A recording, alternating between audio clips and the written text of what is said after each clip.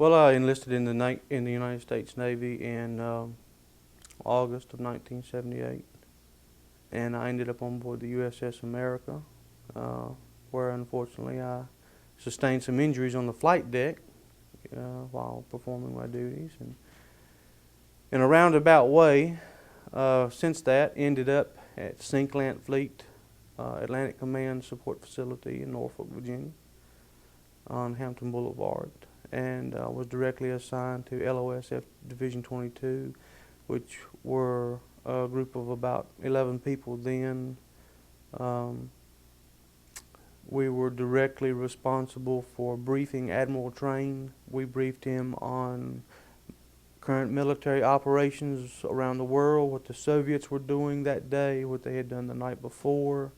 LOSF is just an acronym for Atlantic Operational Support Facility, and Sinklant Fleet is another acronym for Commander-in-Chief Atlantic Fleet, which Admiral Trane was at the time.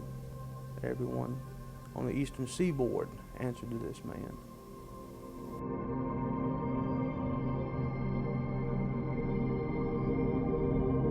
I was granted, after a 6-month wait, a top secret special compartmented intelligence clearance with a zebra stripe identification badge, which permitted access to all facilities on the base at all times. I had unrestricted access to any facility at any time, as well as the command center, which it was specifically granted for, so that I could be up on the mezzanine, or the third deck as we called it, up over the command center, to make sure that any incoming and outgoing audio-video information that came into the command center was recorded and duly logged for reference, or if they needed it for later. We're recording all the video and audio of everything that's going on, even when they set what was called a condition zebra alert, which was generally a training exercise. They would announce it beforehand: this is a drill, this is a drill, set condition zebra. And unauthorized personnel would be escorted out of the command center. It's the highest level of alert that the Navy has, or had at that time, for dealing with generally dealing with global nuclear threats, in particular the Soviets. Soviet Bearcats would routinely patrol up and down the eastern seaboard, watching what we were doing, and we would set a condition zebra if we had the need to put planes in the air to escort the Bearcats if they were a little too close to our airspace, or if they had ships in the area that were being a little suspicious acting, for instance. Or they would have a drill, for instance, where they would get out the mad books, they called them. The watch officer and the junior watch officer, the JOD, had keys to a safe, and they would get these books out, called the mad books, Mutual Assured Destruction, and they would have the codes that were necessary to transmit to the submarines out in the watching stations to, if necessary, to launch a nuclear strike. And not many people were allowed in the command center because they actually did use the codes and so forth that I'm sure the Soviets and any other persons who were enemies of the United States would have loved to have got their hands on.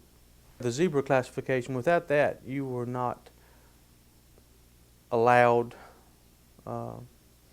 authorized access to these facilities during this drill. And the zebra drill was specifically for the highest level of top secret information that was being exchanged between the command center and ships and or submarines at sea.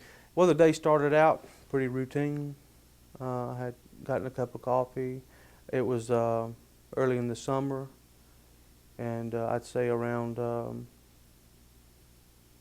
first week or two in May, to the best of my knowledge. So everything was going along pretty just ho-hum routine.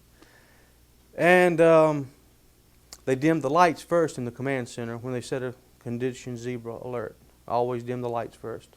They turned the lights down, and most of the times when they set these drills, they would say, "This is a drill, this is a drill, set condition zebra."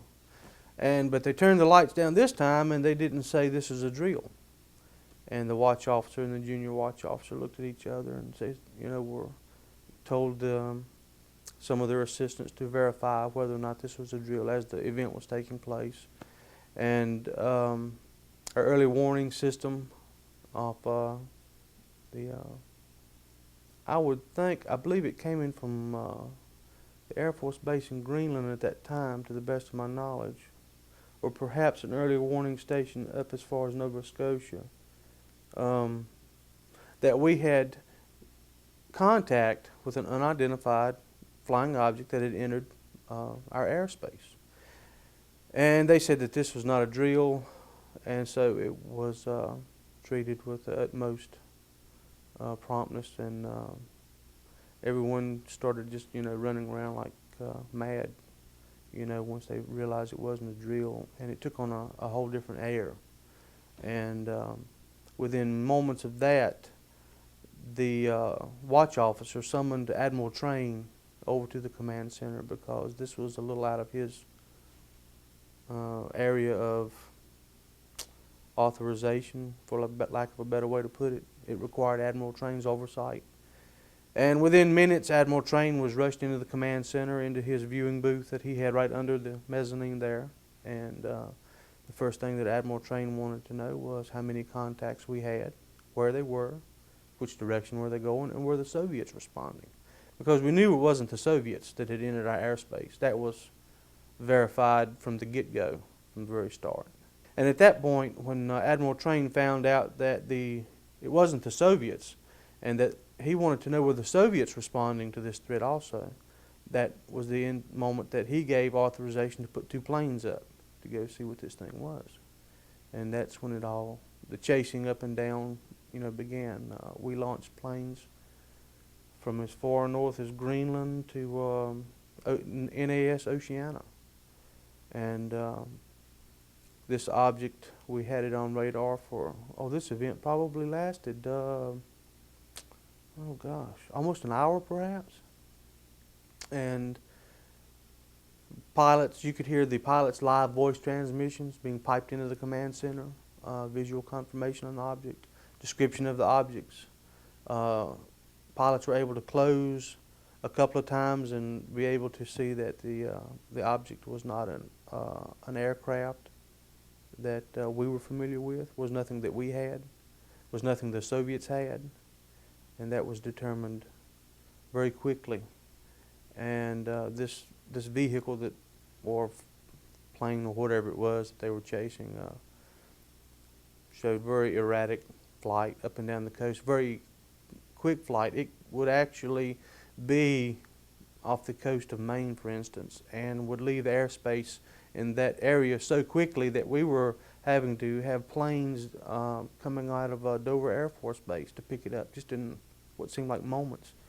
It would take, I know for a fact it would take, an F-14 probably 30 minutes to traverse that much distance. But this object, whatever it was just popping up. Just, 1 minute it was here, the next minute, bam, it was down, several hundred miles, down the coast, just playing tag.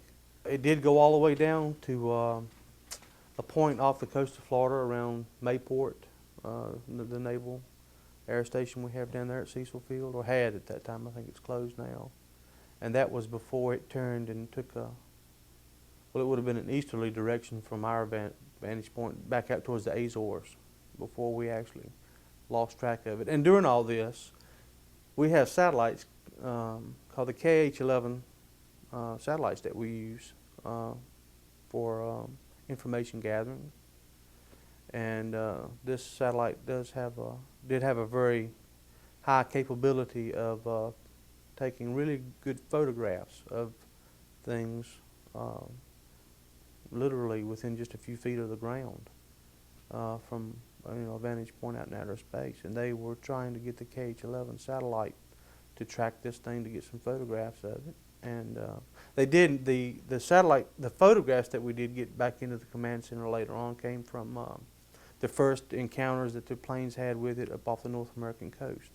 They did get close enough to get some photographs taken that were later brought over to the command center. Well, from the photograph, I could remember the shape. What I would have said would have been more like a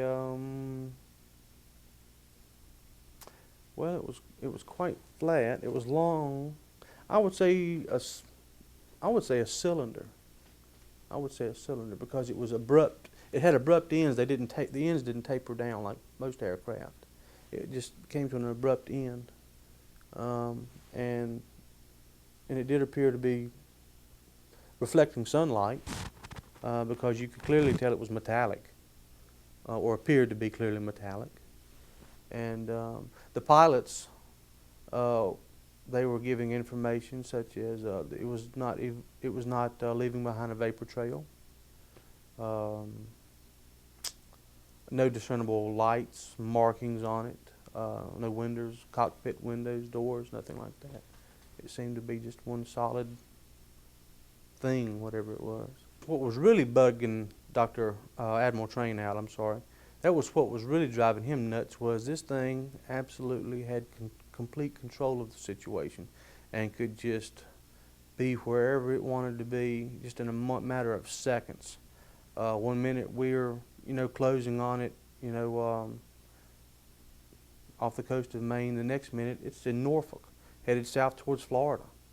And it's all we can do to alert get the early warning radar up down the coast to, watch for this thing as it just had it stay with us, just toying with us, for lack of a better way to put it. And Admiral Trane and his staff they were quite concerned about it, to say the least. They were quite concerned, especially once they found out that it wasn't the Russians and it wasn't us. And he wasn't aware of anyone else who had the technology to build such a craft that could, whatever it was, could move about so easily and so quickly. And I remember distinctly looking over the rail over the mezzanine there, over the third deck, and just watching complete chaos, break out because of their inability to keep an eye on this thing, whatever it was then. Yeah. The thing was moving around so erratically and so quickly up and down the coast. They were trying to notify as many commands as they could up and down the coast to track this thing or get a plane up. As Admiral Trane was doing, he was scrambling, authorizing planes up just left and right, up and down the whole eastern seaboard, and to try and cut this thing off, to get some planes coming in on it from the north and the south, for instance, to kind of, to literally trap it, to force it down. It was clear that they wanted to recover it, to force it down, or by whatever means possible. The order was given by Admiral Trane to try and get this object forced down out of the sky, if at all possible, by whatever means possible. And that was, as I had said before, after they found out and knew for certainty that it wasn't the Russians. And after we found out it wasn't the Russians, they didn't care who it was, as long as it wasn't the Russians. They didn't care who it was or where it was from. They wanted it, and wanted it bad. The information coming in the command center was being relayed to us from different radar sites that we have up and down the eastern coast that watch our airspace. The only descriptions that I recall that the pilots actually made were that they could not find any markings on the aircraft. They could not find any visible signs that the thing had wings, a tail, windows, a cockpit, or anything like that, or any markings from any country. I would describe him as being scared. Yeah, yeah, scared. Yep, to put it in a nutshell. Yep. He was usually a very calm man of, very mild demeanor, just a really nice fellow. And you didn't ever really see him lose control, raise his voice, get excited about anything. but this really got him, really had him upset, to say the least. And that was, I'd say that was the impression that I had from most of the officers that were with him. They were just as much in the dark and scared as everybody else. They would not actually track it down the coast. It would just appear hundreds of miles from its last sighting. And the pilots would, it would just, one moment it was there and the next moment it wasn't. And I think that was one of the things that really had Admiral Trane's hackles up, because he didn't have any control over it or the situation. This thing just had a mind of its own and was causing such an uproar up and down the eastern coast, and him being ultimately responsible at that time, I'm sure it was stressing him out quite a great deal, which you could tell by his tone of voice. You could just tell, by listening to him, that he was very, very, very worried. But on radar, it was very unusual that the radar information that was coming into us that we were keeping track of was they would absolutely lose it one moment, and then we would pick it up. It would just appear as an unauthorized vehicle in military airspace, for example. And trust me, the military knows where every commercial flight is at all times. We knew where every plane we had was at all times. We knew where every commercial flight coming through our airspace was at all times. There just wasn't anything going on that we didn't know about it. Literally, there wasn't anything going on that we didn't know about. All the planes that were scrambled, that were put up off of shore facilities, because the Navy has shore facilities, the Naval Air Stations, for example, Oceana. When you set a condition zebra, whether it's a drill or not, people who are not authorized to be there who do not have a zebra access badge, it's a zebra stripe badge on your clearance badge, they have to leave the command facility, and we have Marines stationed outside the building there, in the building and as well as outside that, were under orders to shoot any unauthorized personnel that remained in the command center during one of these episodes. And that was supposedly for interest of national security. There's a door right here, and this guy, the Marine, comes in and wants to know what's going on. Is this a drill or so forth? They've got orders to start shooting people.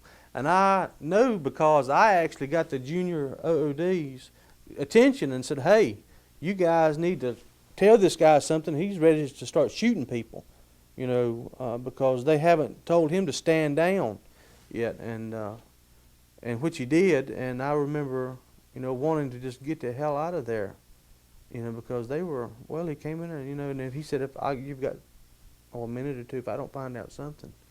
Oh, they were ready to come in and start shooting people. Yeah, destroying evidence, and yeah.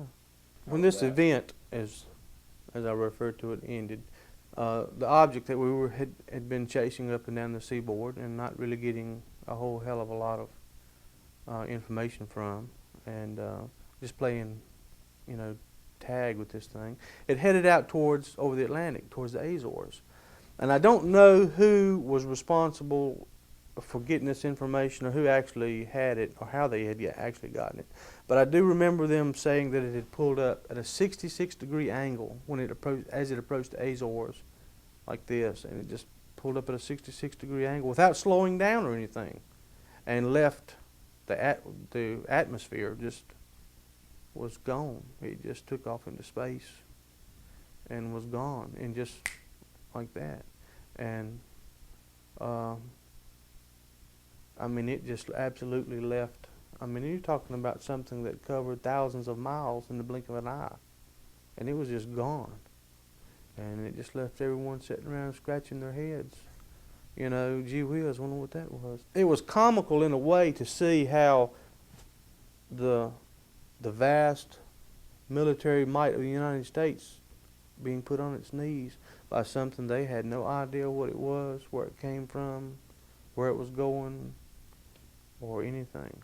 And the only thing that they knew for sure was that it wasn't the Soviets. And they were very adamant about finding that out, whether or not it was something new the Soviets had came up with.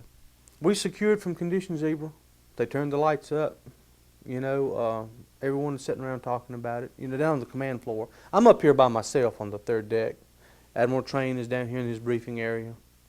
They stayed for a few minutes before they left, and everyone's just, making idle chit-chat about it and so forth and so on. I made a note of it in my logbook, like you had to do, and really didn't give it much more thought. These two guys came in suits. They weren't in military uniform. They just came in suits and, had their little badges on. They didn't have zebra stripe clearances. It was like a visitor's badge. You could tell they weren't personnel there. And I didn't know them, Tom, Dick from Harry. I'd never seen these guys before. So we go out of Division 22 and we go downstairs to the first floor, and there are several little conference rooms and so forth. And they took me into one they already had set up and set me down. And they had my logbook. They got that and took it down with me. And these two gentlemen began to question me about this event.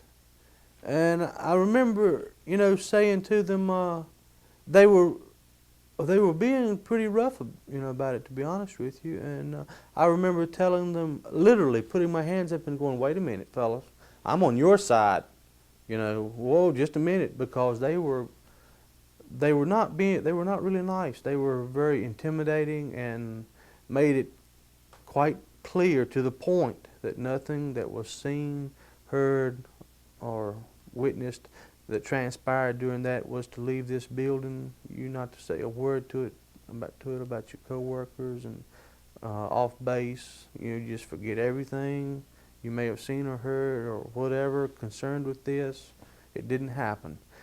But they were nice nasty, I guess is a good way to put it. And I distinctly remember sitting back in my chair, and I put my hands up and had to tell these guys, "Wait a minute, hey, we're on the same side, fellas. We don't have a problem here," because you got the impression that they would do bodily harm to you otherwise.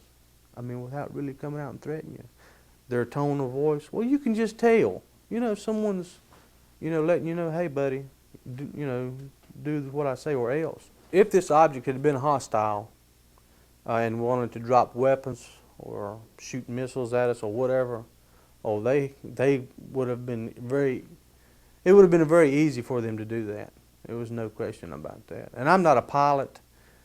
We don't have anything, or didn't have anything at that time, that could hold a candle to whatever this was. And it was just had its own free run of our airspace and could do anything it wanted as far as traveling at will.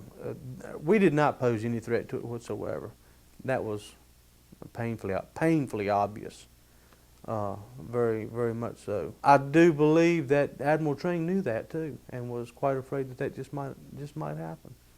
Yeah, because just in a word, I'd say that old boy was scared, just plain old scared. What happened to the 35mm slides that we had? We never got around to putting them up on the telesign for Admiral Trane to actually view. They were just prepared. I can remember her telling me that they came in, got up all the film, developed and undeveloped, and all the materials they had with it, and the slides. And my logbook, I never did see that again. I know we had a new logbook the next day, a brand spanking new one to start with, and that disappeared. And I don't know what happened to it. Nobody really knew what happened to it. She said the same guys came in that took me downstairs that same day. They had already been over there to her lab. Because she was asking me what happened. She said, what was going on? What happened? She said, these two guys came in here and read us the riot act and wanted, this, that, and the other, and rounded up all this stuff. And it went down as just an unidentified flying object. They never did know what it was. They never did know what it was. They just logged it off, literally, as an unidentified flying object, literally. I remember the watch officer and the JOD and the OOD, officer of the deck, and the junior officer of the deck. I do remember them looking at each other talking. And I'm just hanging my head over listening. And they're talking to each other about how to put it in their logbooks. How we're going to do this. He just said, put it down as an unidentified flying object contact, and that's it. Now, whether they got the same third degree as I did from these other two guys, I would think so. I would think everybody that was in the command center got it. I would say that the facilities that actually had this thing on radar, 5 that I'm sure of, and that's from Greenland all the way to Florida. 5 that I'm sure of. There may be some others, but but I don't know. But yeah, I'm aware of. And that's because I knew that because Admiral Trane was giving orders to see if, NEAS Oceana, let's get some planes up from there, scramble some fighters. He did make a call for them to alert Dover Air Force Base, Patuxent River, Maryland, Cecil Field down in Florida. When I got out, I received an official United States Navy document on the Navy letterhead. They gave me this document where for 5 years, it was absolutely out of the question. I could not leave the country under any circumstances whatsoever. And to leave the state of Virginia, I had to contact the Roanoke office of the FBI and let them know if I just wanted to cross the state line down here to go into North Carolina or just leave the state of Virginia. I had to let the FBI know about it. And that was for 5 years after I was discharged. I was going to tell you about this guy. Jack Booth is his name. He's dead now, but he was in the Army and he was stationed at Roswell when the Roswell incident happened. And it's my wife's uncle, my wife's mother's brother. There were a bunch of these kids. He was from Bluefield, West Virginia, and his name was Jack Booth. And what did he say? That he said that when he was in the Army, just a kid in the Army, he was at Roswell when this thing, whatever it was, crashed. And he said that it was, he was there pulling guard duty when they went out to the crash site on a truckload of them to get debris up and whatnot. And that he was there when they actually did recover the bodies, and he was standing there. He said, and I'm telling you, he said they put little bitty guys in body bags, and he said they weren't humans. He said they were just little odd-looking fellows, He said they weren't nothing like a human. And they put them in body bags, and one or two of them were still conscious or alive or something like that from the crash. There were survivors. There were actual survivors from this crash, according to him now. I just remember him just saying they were just little bitty, non-human beings. I don't remember if he said how tall they were. They were picking up all the little pieces, and he said they actually put them guys down shoulder to shoulder on their hands and knees and went across the debris area, picking up any little speck and scrap of anything that they had. And they done it for days, for days. And that they were all threatened. He said they just came right out and said, look, you see anything about this, and you might just turn up missing tomorrow. But he did say that they were, they didn't, make any bones about it, and came right to the point about letting them know that how, much they wanted to keep this, under wraps. But he said, I'm telling you, he said, I was there. This would have been 1979, maybe. 1980, yeah. John Michael Murphy.